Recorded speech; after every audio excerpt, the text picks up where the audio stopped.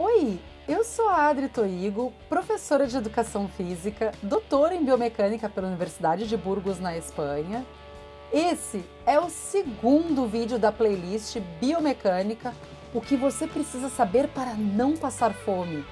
Essa é uma parceria entre os canais Educação Física com Vinho e Treino em Foco.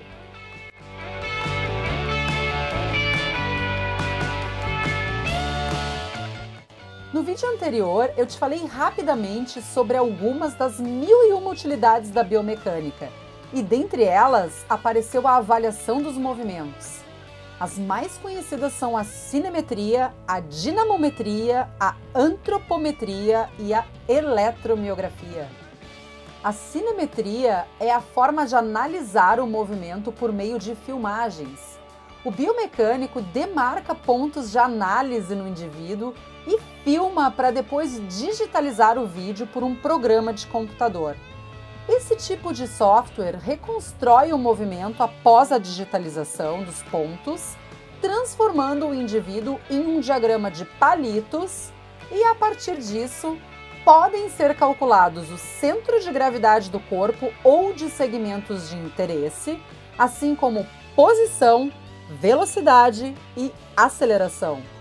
Antigamente, essa prática era muito cara, porque dependia de equipamentos muito sofisticados. E claro, dependendo do grau de precisão, ainda precisa. Hoje em dia tem até aplicativo de celular para fazer esse tipo de avaliação, o que é muito bacana para analisar o movimento. Tipo o Dartfish Pro, o Kinovia, o HUDL, enfim, tem um monte de aplicativos, vários deles gratuitos, e basta que tu dê uma busca para ver com qual deles tu vai te adaptar melhor ou aquele que está mais apropriado para o tipo de trabalho que tu quer desenvolver. E aí, no tempo dos dinossauros, sumam da minha frente. Sei. Como eu ia dizendo, nessa época se utilizavam filmes de câmeras revelados e se transportava tudo para o papel milimetrado. Então revelava foto por foto, fazia o gráfico do diagrama de palitos para cada um no papel milimetrado e media tudo isso com um transferidor. Depois disso vieram as câmeras analógicas, Super VHS, que começaram filmando primeiro a 60 Hz, que quer dizer 60 quadros por segundo, e quando eu estava estudando biomecânica no mestrado, já eram utilizadas câmeras com o dobro dessa frequência, mas ainda analógicas. Hoje está tudo na palma da tua mão e em poucos segundos tu filma teu cliente, analisa as imagens, discute com eles os pontos importantes que podem ser melhorados no exercício, ou então mostras para ele tudo que ele já progrediu nesse treino. Não é bacana? Esse tipo de avaliação é super importante para descrever movimento, já que é uma medida de variáveis cinemáticas. Mas a cinemetria sozinha não dá conta de explicar por que aconteceram as variações na posição dos segmentos ou do corpo inteiro, porque isso é uma tarefa para...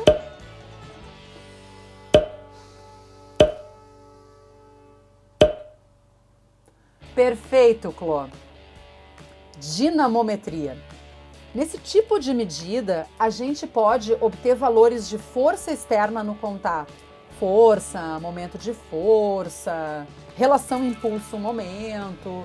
E a ferramenta mais utilizada para isso é a plataforma de força, que vai fornecer um sinal elétrico captado por células de carga, chamadas de strain gauges, que medem forças, momentos e deslocamento do centro de pressão. Talvez vocês já tenham visto um dinamômetro de preensão manual, que é bastante utilizado nos esportes que têm pegada, como por exemplo no judô. E esse até que não é nem tão caro e também não é muito complicado de encontrar, mas dificilmente tu vai ter uma plataforma de força lá na academia. Mas se tu for te aprofundar nos estudos de biomecânica, por exemplo, num centro de pesquisa, no teu mestrado, no teu doutorado, tu vais ter acesso a esse tipo de equipamento que te permite entender como as forças e os momentos de força causam as alterações no movimento. Portanto, a dinamometria é uma medida cinética. O ideal é tu juntar as duas coisas, sincronizar a cinemetria com a dinamometria. Mas nem sempre isso vai ser possível por causa do equipamento. O ideal seria isso, porque daí tu teria a informação sobre as alterações do movimento e as causas dessas alterações. Mas se tu não tem um dinamômetro, fica com a cinemetria, porque isso já vai te dar bastante informação sobre o teu dia a dia na academia. Uma outra forma de medida é a antropometria, que usa modelos antropométricos para, com base na massa e na estatura do sujeito, calcular comprimento, massa, centro de gravidade, tanto do corpo como de partes, como de segmentos. O centro de gravidade, ou centro de massa, ou ponto de equilíbrio, vocês podem encontrar essas três denominações, é o ponto no qual se concentra a ação da gravidade sobre a massa do segmento ou do corpo de um corpo. Tá bom, eu sei, mas é que pode ser de qualquer corpo, animado como eu ou inanimado como tu, né? Então, qualquer corpo pode ter o seu centro de gravidade calculado. Dá para usar vários modelos teóricos, como por exemplo o método de Dempster ou de radioisótopos para calcular centro de gravidade, o que não é muito difícil, só que na mão isso acaba sendo um pouco trabalhoso. Atualmente também existem calculadoras que fazem isso para ti, mas não é necessário saber o valor exato no dia a dia. Uma estimativa já está valendo e aqueles aplicativos de cinemetria conseguem fazer isso bem direitinho. O importante é saber uma aproximação desse conceito. De qualquer modo, então, é importante para ti saber a posição do centro de gravidade, mesmo dessa forma aproximada, porque a partir dele tu consegue, por exemplo, melhorar as condições de equilíbrio ou traçar vetores para calcular torque de resistência da máquina, de peso livre, de querobel. Mas isso aí vai ser assunto para outro vídeo.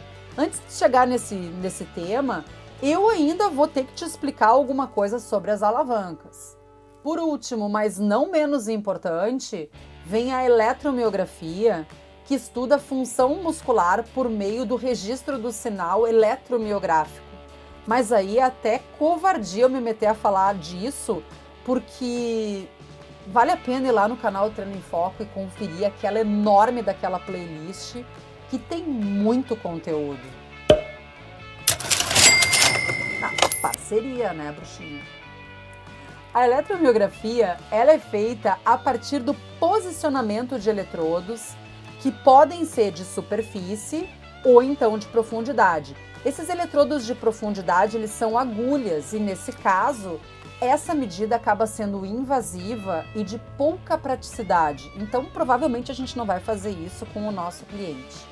Só que a limitação vai ser que a gente só vai poder medir a musculatura mais superficial e a gente vai acabar não sabendo o que acontece nas camadas mais profundas. Mesmo assim, é uma baita de uma medida que nos permite entender muito sobre o recrutamento e o disparo das unidades motoras do músculo analisado. O sinal é baseado nos potenciais de ação resultantes da despolarização e da repolarização que vão acontecer nas membranas das fibras musculares. Esse sinal que o João está avaliando no CAIOS é o sinal bruto, que pode sofrer posteriormente um processamento adicional.